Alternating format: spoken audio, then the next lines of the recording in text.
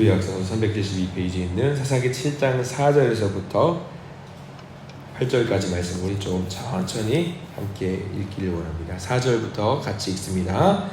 여호와께서 또 기드온에게 이르시되 백성이 아직도 많으니 그들을 인도하여 물가로 내려가라. 거기서 내가 너를 위하여 그들을 시험하리라. 내가 누구를 가리켜 내게 이르기를 이 사람이 너와 함께 가리라 하면 그는 너와 함께 갈 것이요 내가 누구를 가리켜 내게 이르기를 이 사람은 너와 함께 가지 말 것이니라 하면 그는 가지 말 것이니라 하신지라.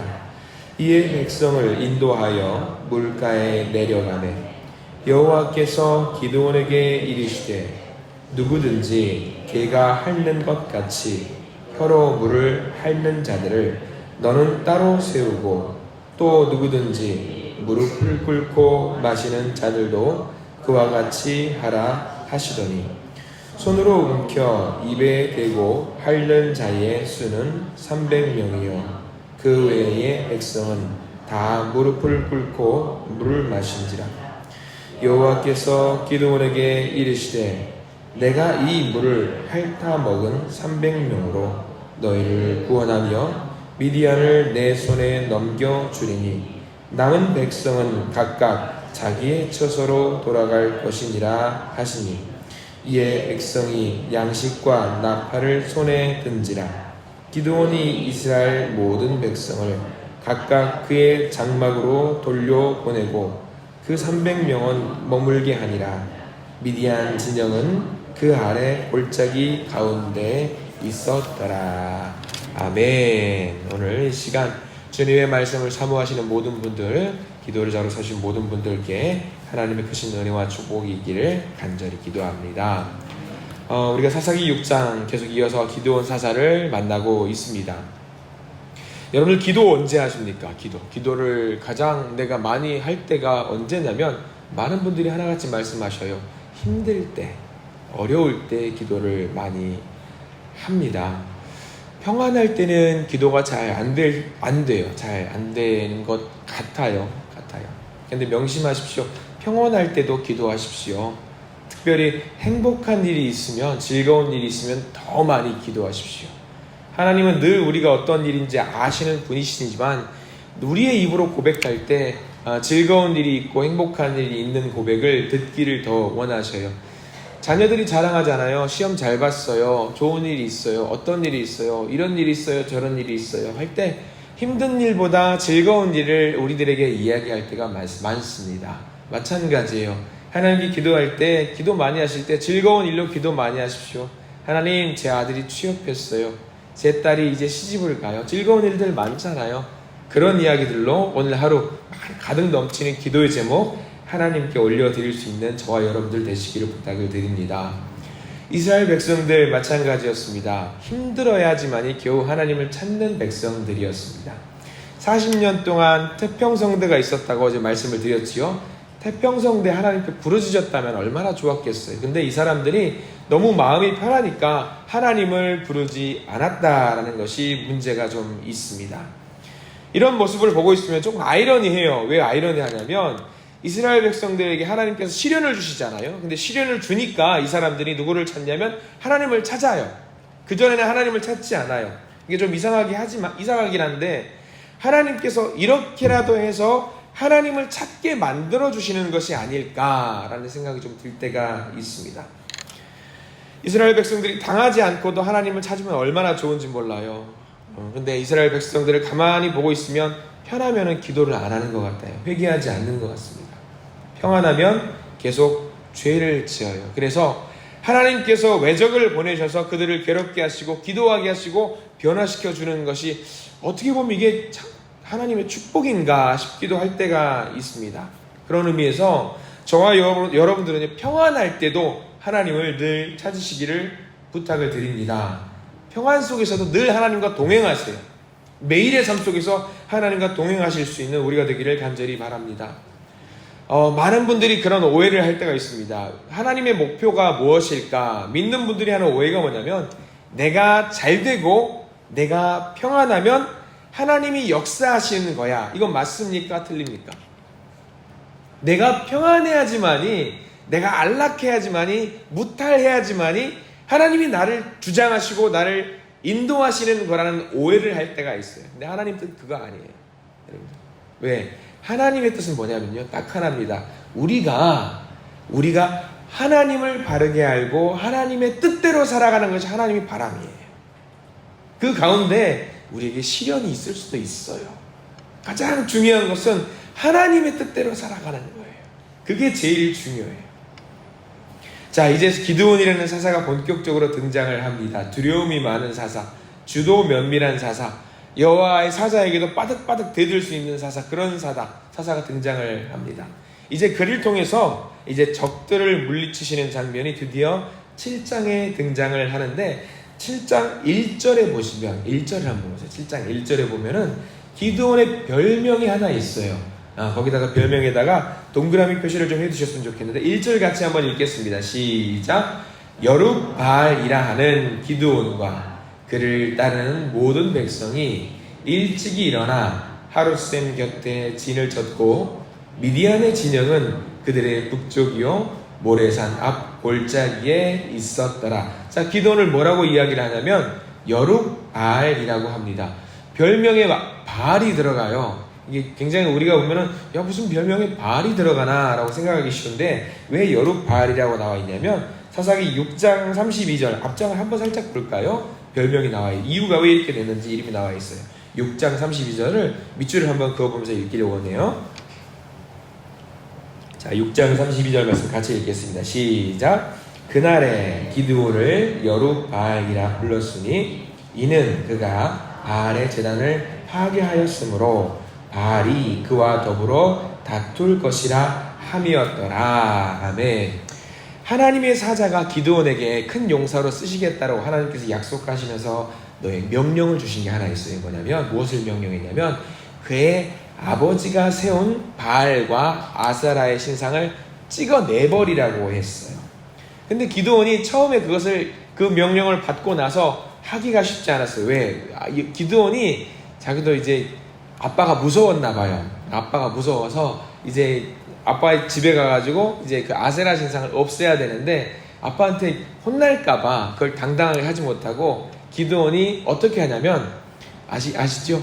밤에 몰래 가요. 밤에 몰래 살짝 가가지고 바알과 아세라의 신상을 다 무너뜨려 버립니다. 그런 일들이 더 있어요. 좀 약간 이 와중에도 약간 쫌생이 같이 구는 게 있어요. 쫄아가지고 아빠가 무서워서. 근데 중요한 것은 왜 이렇게 하나님이 명령을 주셨을까요? 우리가 그걸 잘 알아야 돼요. 왜 이 사람에게, 기드온에게 여룹바알이라는 별명을 붙여주셨을까? 왜 밤에 가서 바알과 아세라 신상을 찍어내라고 했을까?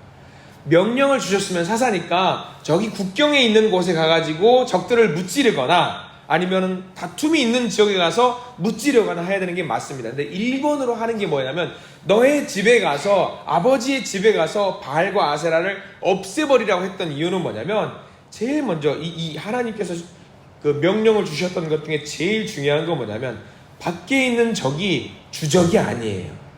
하나님의 사자가 명령한 것은 안에 있는 것을 먼저 깨부수는 것을 원해요. 지피지기면 백전백승이라는 말이 있습니다. 하나님께서 지금 명령하고 있는 것은 뭐냐면, 너의 주 적은, 네가 먼저 물리쳐야 될 적은 외적이 아니다. 내부에 있는 바알과 신상, 바알의 신상과 아세라의 신상, 잘못된 믿음과 우상 숭배로 인한 그 원인을 먼저 해소해야 된다는 것을 명령해 주고 있는 거예요. 바알을 찍어내야 되는 거예요. 하나님의 사자는 기드온에게 적을 물리치는 것이 아니라, 외적을 물리치는 것이 먼저가 아니라 내부의 우상을 먼저 찍어 없애라고 말을 하고 있는 겁니다. 그래서 여룹바알이라는 의미의 별명을, 칭호를 주시는 거예요. 이 말대로 우상을 타파한 사람, 우상을 타파했기 때문에 하나님과의 관계가 제대로 만들어졌기 때문에 이제 외적을 상대할 수 있는 사람이 된 겁니다.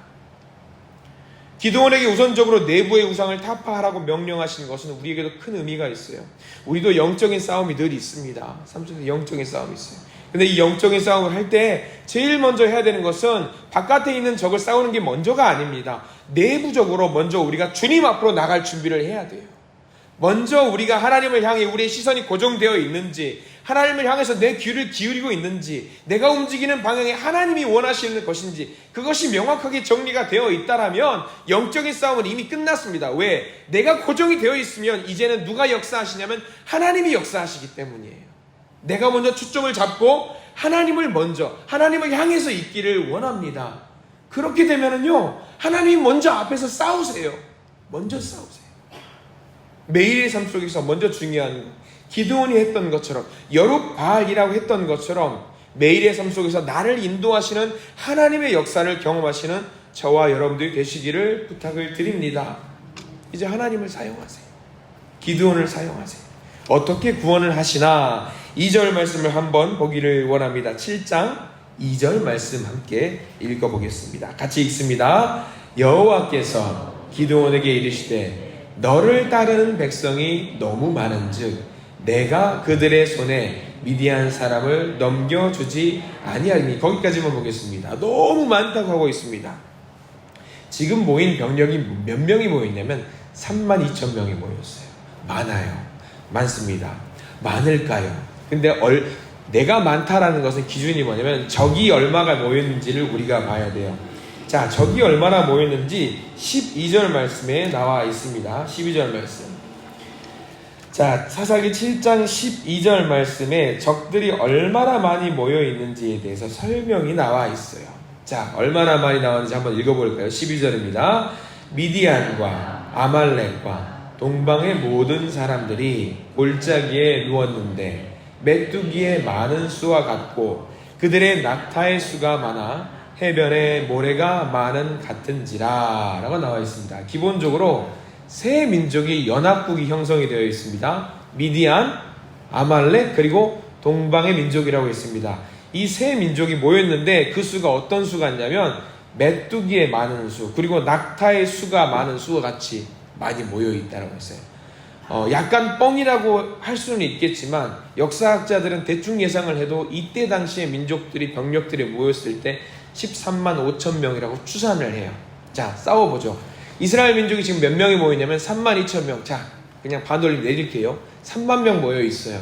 그리고 여기 나와 있는 적군들은 몇 명이 모이냐면 대충 때려다봐도 13만 명이 모여 있습니다. 자, 한 명이 몇 명을 무찔러야 됩니까? 이거 싸울 수 있어요, 없어요? 못 싸워요. 아무리 첨단, 지금 우크라이나 러시아 전쟁을 해가지고 첨단전을 달리고 있다라고 할지라도 가장 중요한 것은 숫자예요. 숫자. 13만 명 못 이깁니다. 그런데 3만 명의 이스라엘 백성들을 보고 하나님이 뭐라고 말씀하시냐면, 야, 좀 많어, 줄여, 이거 너무 많은 것 같아 해서 줄여서 몇 명이 모였냐면, 몇 명이 모였죠? 300명. 그리고 우리는 이 300명을 두고 뭐라고 말해요? 기드온과 300 용사라고 이야기를 합니다. 자, 오늘 여러분들 300 용사 맞아요? 사실? 용사 맞아요? 용사라고 하면 뭐예요? 정예병 아니에요. 끄집어내야 될 거 아니에요. 야, 너 뭐 잘해? 저는 이것을 잘합니다. 오, 너 싸우기에 충분한 것 같아. 너 뭐 잘해? 저는 이거 주먹질을 잘합니다. 너 일로 모여봐. 이게 용사잖아요. 근데 여기 300명은 하나님이 추려가지고 얘는 얘 잘한대, 이거 잘한대, 기드온아 얘 좀 뽑아봐, 이거예요? 아니에요. 어쩌다 걸렸어요? 물 마시라고 했는데 어떤 사람은 무릎 꿇고 먹고 엎드려 먹고. 여러분, 물 마실 때 어떻게 마시세요? 컵에다가 마시잖아요. 컵에다가 떠놓고 혀로 핥는 사람 있어요, 없어요? 없잖아요. 근데 하나님은 이 300명을 골라요. 그래서 어떤 사람들은 성경적으로 해석을 할 때 무릎 꿇고 겸손하게 마셨기 때문에 이 사람은 택함 받았다. 아니에요. 그거 아니에요. 왜? 하나님이 그냥 임의로 뽑은 거예요. 10,000도로 물 마시라고 했는데 어떤 사람들은 300명은 한 무리가 됐고 한 무리는 9,700명이 됐어요. 하나님이 뽑고자 하셨다는 것은 뭐냐면 9,700명의 많은 숫자가 아니라 무조건 적은 수를 뽑는 거예요. 왜? 이 300명을 통해서도 내가 역사한다는 것을 보여주고 싶은 거예요. 자, 그럼 이 사람들 용사예요? 아니에요? 용사 아니에요. 왜 우리는 이 사람들을 물론 기드온을 두고는 큰 용사로 세우시겠다고 했으니까 용사라고 할 수 있어요. 이 300명은 근데 하나님이 그냥 뽑은 거예요. 그냥 능력도 없고 자격도 없고 힘도 없는데 하나님이 그냥 300명을 뽑았어요. 그냥 하나님이 쓰시려고 하는 거예요. 그리고 이 300명이 적들의 얼굴을 본 적은 있을까요? 기습을 가요. 적들을 향해서 기습을 가서 오늘 7장 말씀을 오늘 묵상을 해보십시오. 싸우러 가는데 총칼 들고 가서 싸우는 거 아니에요. 항아리 들고 가요. 횃불 들고 가요. 그럼 이들이 용사예요? 아니에요. 자, 지금부터 소리를 질러 항아리를 꿰. 이게 무슨 용사예요? 이 300명을 하나님께서 채택하신 이유는 딱 하나입니다. 뭐냐면 이 사람들을 두고 증인을 삼고자 하시는 거예요. 하나님이 어떻게 이 전쟁에서 이겼는지 너희들은 꼭 봐. 하나님이 이 전쟁에서 어떻게 역사했는지 너는 꼭 봐. 그래서 이스라엘 민족에게 꼭 전파해줘. 하나님이 역사하셨다라는 것을 꼭 전해야 돼 라는 것을 세운 사람이 300명입니다. 하나님이 하셨다라는 것을 고백할 사람이면 300명이면 좋겠다는 거예요. 우리는 이 싸움을 통해서 알아야 돼요. 용사를 세우셔서 하나님이 이 전쟁을 이기게 만드신 것이 아니라 하나님께서 이 전쟁은 하나님에게 속했다라는 것을 보여주기 위해서 이 전쟁을 펼쳐주신 거예요. 우리의 싸움도 마찬가지. 우리의 싸움. 하나님에게 우리의 시선이 고정되어 있다라고 한다면 어떤 식으로든 우리의 영적인 전쟁은 승리하게 되어 있습니다. 왜? 앞에 이미 하나님이 나가서 이 전쟁을 담당해 주시기 때문이에요. 오늘 하루의 삶 속에서도 주님이 역사하시는 줄 믿으시기 바랍니다. 내가 어떤 상황에 있든 간에 내가 하나님에게 바르게 시선이 고정이 되어 있다면 하나님은 반드시 우리의 삶을 주장하십니다. 우리를 이끄십니다. 여러분들 기드온이 우리가 용사라고 이야기하는데 어떤 사람인지 아시잖아요. 쫄아가지고 숨어가지고 밀리삭을 까부술 때 쫄아가지고 이렇게 까부쉈던 사람이에요. 얼마나 용기 없는 사람. 그러나 하나님이 기드온을 용사로 세우셨어요.